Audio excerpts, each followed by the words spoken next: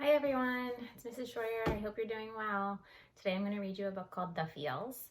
The main character is a Yeti who goes on a journey and he discovers lots of different feelings. I just want to remind you that it's okay to feel all these different feelings at some point. There's always a way to get back to being happy and calm and feeling like yourself. I hope you enjoy it.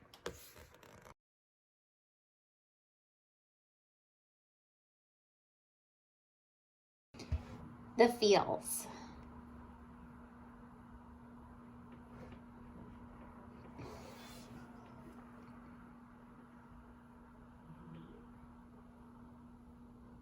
In the mountains of a magical land lived mysterious creatures rarely seen by man. Each one was different. None were quite the same. Each learning and living and growing each day.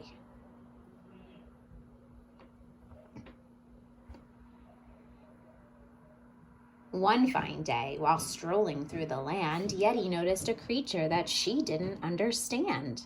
Alpaca seemed strong, seemed grounded and at peace. There was something about him that Yeti longed to be. Yeti looked at Alpaca and felt so at ease. She said, "You seem so calm. That's how I want to be." Alpaca looked at the mountain and began to smile. "I grew with each step while walking the miles. In the mountain, I learned all about myself. I met my feels. I learned how they needed help. Now I take care of them, and they take care of me. We live together in harmony."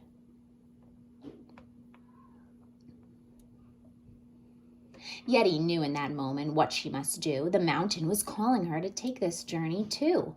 Words over the door, mountain in the center. Let's read them out loud to let Yeti enter. I take a deep breath, I feel it go in, then breathe out and my feet sink in. Arms up like the mountain, feet grounded below. I'm ready to look inside. I'm ready to know. The door creaked open and revealed a long, dark hall, wind billowing out. Now Yeti wasn't sure at all. She stepped inside and the door slammed closed. Now the only way out was to follow the road.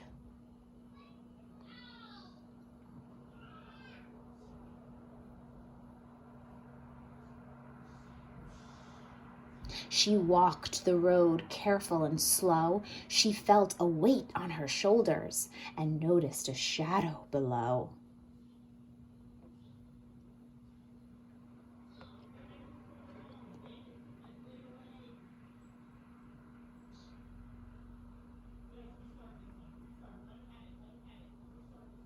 She looked to the left and jumped with a shriek. "What is that? Who is that? Don't hurt me!" Scared Feel screamed too. Oh, what a sight! Both were hiding and shaking in fright.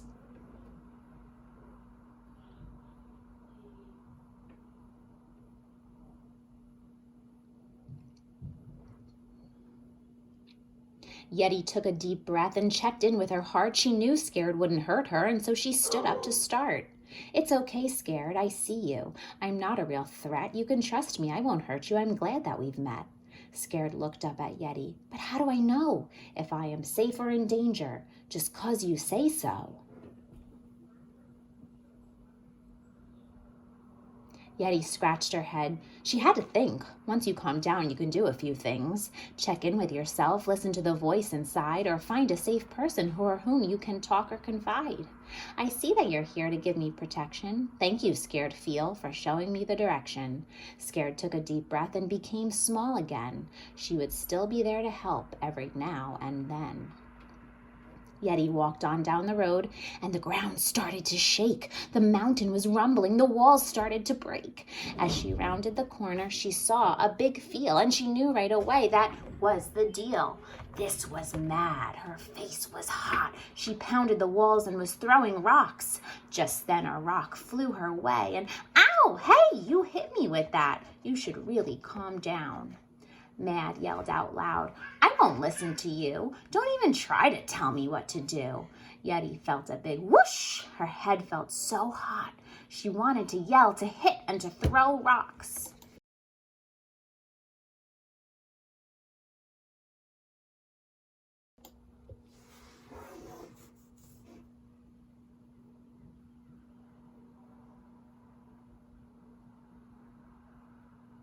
She took a deep breath. Take a deep breath.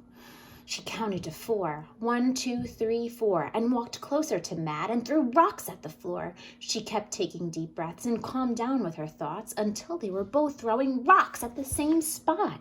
They started to laugh and began to play. They both forgot what they were mad about anyway. I am here inside and have a job to do. I protect a friend that's important to you. Thanks for seeing me, for letting me pout, for throwing rocks and breathing in and out. Head that way. I'm sure you will find your friend on the road. Thanks for being so kind.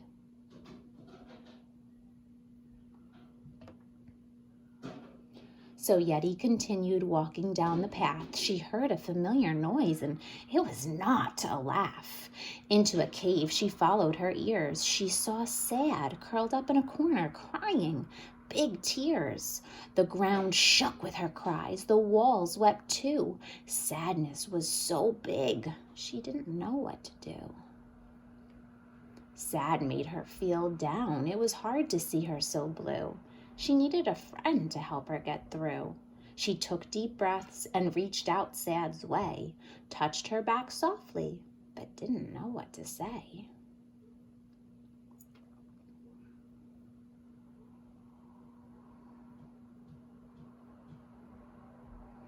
Sad turned around with tears in her eyes. Yeti opened her arms and they both hugged and cried. Sad could barely talk, but Yeti knew there were things that hurt her and she needed love too. Sad whispered a secret in Yeti's ear, then pointed her onward, waved, and disappeared. Yeti walked on. She felt close to the top, but the road seemed long, and she didn't know when it would stop. Her thoughts started to race. The end wasn't in sight. How much longer would this take? Her chest began to feel tight. She twisted her hair. She forgot which way to go. She felt someone near, then saw worry below. Worry seemed stuck, frozen in place, repeating words over at a fast pace. Yeti asked, "What is wrong? What can I do?" Worry replied, "I have too many thoughts. It would overwhelm you. Let's slow down. Let's figure it out. One thing at a time, and we'll feel better, no doubt."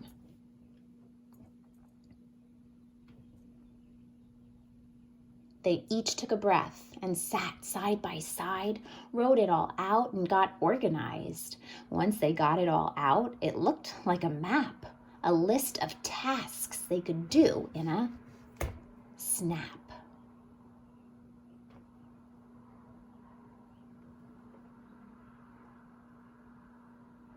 I get worried, you see. I want to help out, but I get overwhelmed and I have all this doubt. Thank you for helping. I felt stuck in my head. Now there's a plan and I don't feel so much dread. I'm feeling much better. So head that way. Meet the last feel and see what they say.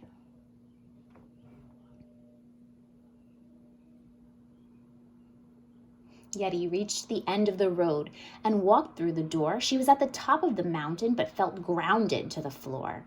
She looked out over the land, breathed in and out, and wondered what lesson her last friend was about. From a far distance, she heard someone speak. You are the friend that you came to seek. You went on the journey, you showed bravery, you took care of your feels, now you're as calm as can be. I have taken this journey, gone far and returned, each mountain different, and there has been something I learned.